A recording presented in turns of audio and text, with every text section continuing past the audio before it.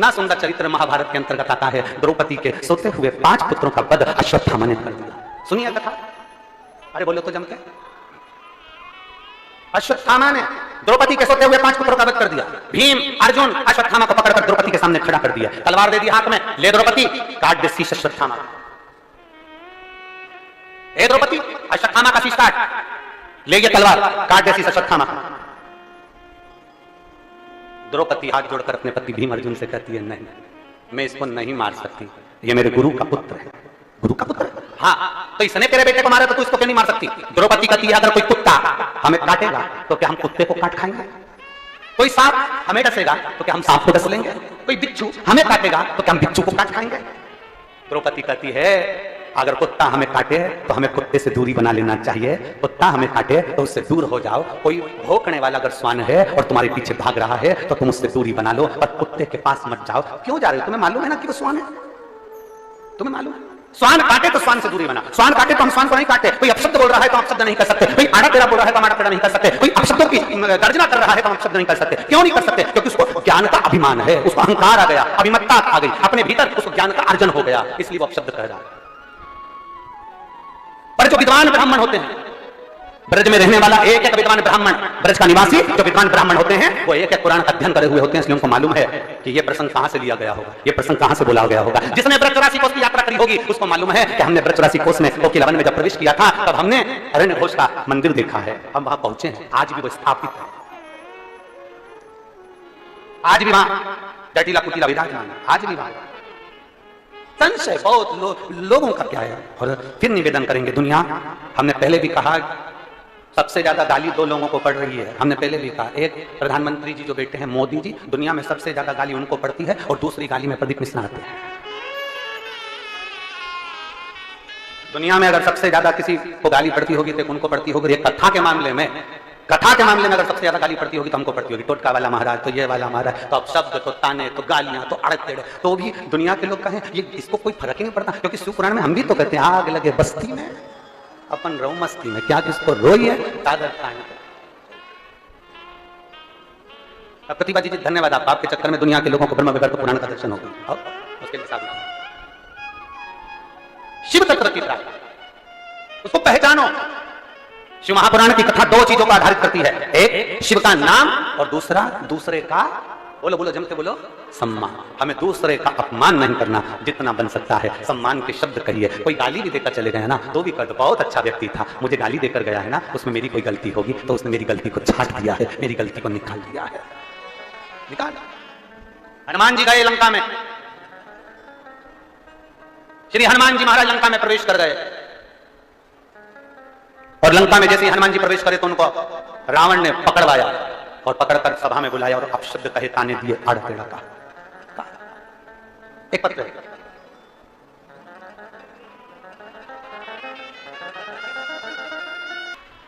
साधु का बहुत बहुत।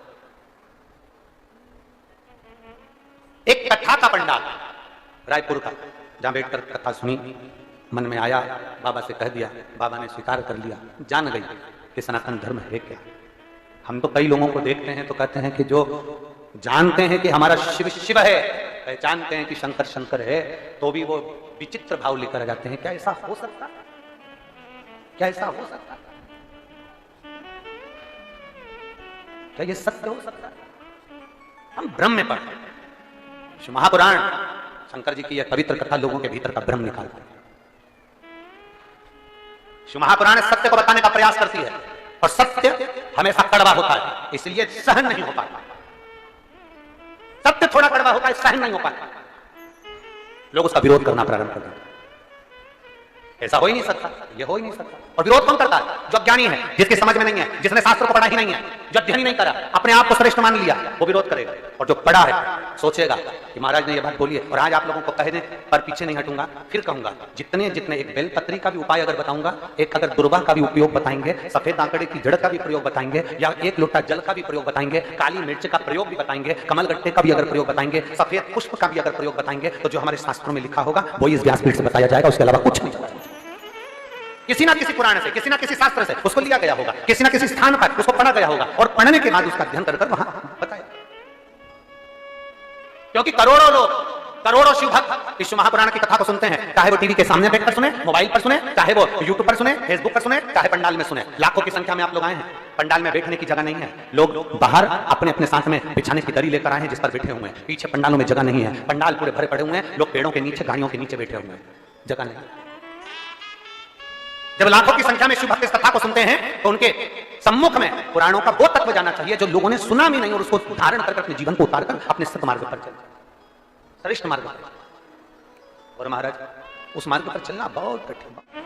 अब शब्द कहने वाले की दशा क्या होती है ये शिव पुराण बताता है। अब शब्द कहने वाले को आप कभी जवाब मत दो, अब शब्द कहने वाले को जवाब मेरा देवाधिदेव महादेव स्वयं देगा। शिव की कथा तो कहती है कि जितने प्रसन्न संसार सागर में आप रह सकते हो उतने प्रसन्न रहिए, उतने प्रसन्न। सेल्फी खींची है कभी? अरे बोलो तो जम के, सेल्फी ली है?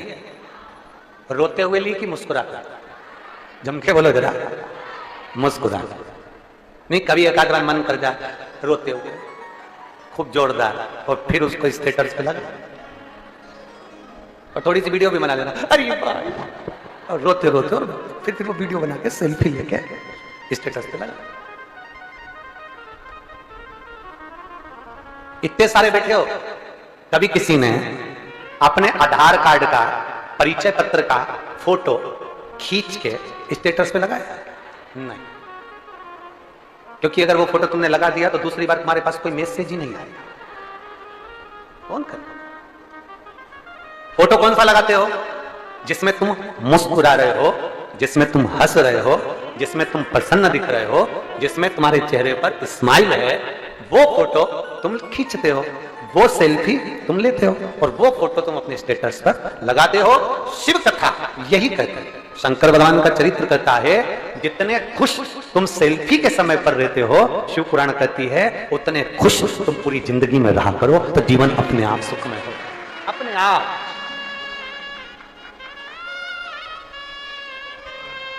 कोई अंतर नजर नहीं आएगा आपको। भाव से, भेदभाव से नहीं। ब्रह्मा जी ने पूछा नारायण से, तुम्हारे पिता कौन? नारायण ने कह दिया मेरे पिता भगवान देवाधिदेव महादेव है, मेरे पिता शिव है, मेरे पिता भगवान शंकर है, मेरे पिता ओघड़ शिव है। मैं कैसे मानू? मैं कैसे मान ले कि भगवान शंकर आपके पिता? कैसे मान लो? तब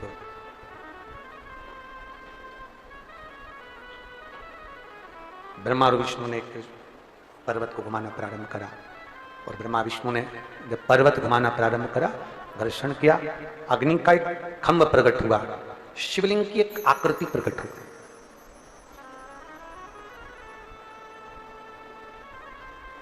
शिवलिंग की एक आकृति सम्मुख में प्रकट हुई, सम्मुख।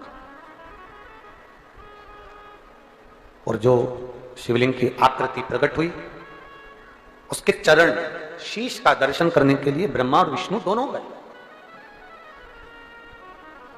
जिसको विश्वास नहीं होता, जिसको भरोसा नहीं होता, वो दुनिया में बहुत ठोकर खाता है। भगवान नारायण को भगवान शंकर के चरण पर भरोसा था, इसलिए नारायण गए जरूर पर वापस लौट कर आ गए। पर भगवान ब्रह्मा जी को भरोसा नहीं था शंकर जी पे, तो वो जाते गए और आखिरी में जब गौ माता को लेकर आए उनको श्राप लग गया, केतकी के पुष्प को लेकर आए उसको श्राप लग गया, और ब्रह्मा जी आखिरी में भी इतनी ठोकर खाने के बाद भी ब्रह्मा अपने शब्द को वापिस नहीं ले। जो अपशब्द बोलने वाला व्यक्ति होता है ना, वो अपशब्द बोलने के बाद अपने को श्रेष्ठ समझता है कि मैं श्रेष्ठ हूं, मैंने अपशब्द कह दिया, मैंने उसके ऊपर उंगली उठा दी, मैंने उसको गाली दे दी, मैंने उसको आड़ा टेढ़ा कर दिया।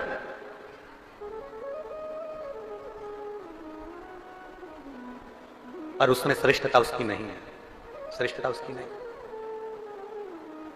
अब ब्रह्मदेव के मन में ये भाव उत्पन्न हो गया, ब्रह्मा जी के मन में इतनी ठोकर ब्रह्मा जी ने खाली, उसके बाद भी ब्रह्मदेव माने नहीं और कह दिया मैं इस आकाशवाणी को झूठा मानता। शिव सत्य हैं, इसलिए उनको कहा जाता है सत्यम शिवम सुंदर। अगर आपने शंकर जी की वाणी को व्यासपीठ से सुना है और एक लोटा जल चढ़ाना प्रारंभ करा, तो ये निश्चितता है कि वो फल जरूर देगा।